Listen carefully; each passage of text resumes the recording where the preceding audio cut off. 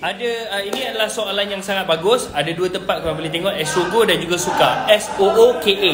Dia apps lah. OTT lah, download, lepas tu boleh tengok. Bila-bila stream je kat mana-mana. Boleh download dulu kan, kalau kata-kata tempat tu tak ada internet kan. Okay. Astro ceria. November 2025. Itulah saya pun tak sabar. Saya pun excited sebab yang bestnya, saya dulu pernah hikayat juga, tapi hikayat Puteri Shazlan. So kali ni Filmidon come back untuk hikayat Batu Belah Batu Petangku. Bila tayang Indonesia Setia Menanti? Kalau macam tu, sama ada kat Indonesia dah kena ada dah Astro, ataupun orang Indonesia datanglah Malaysia. Datang rumah saya ada Astro. Masih ada 8 Astro.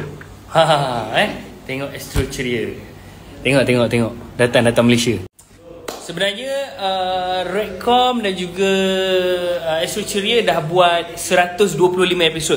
Tapi kami release 6 episod dulu. Kami nak tengok macam mana kalian suka ke tidak. Nanti 6 episod tu penuh dengan aksi-aksi yang luar biasa. Sebab epic, klasik dan juga fantastik.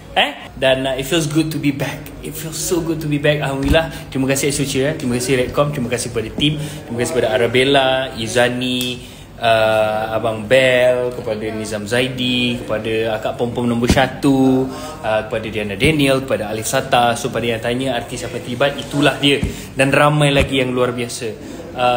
Kami yang menjayakan ini, harap kalian yang menonton nanti akan terhibur, insyaAllah, dan membawa manfaat kepada keluarga, bukan sahaja kepada adik-adik kita, tapi kepada mak dan ayah juga. Okey, jumpa lagi semua. Assalamualaikum, bye-bye.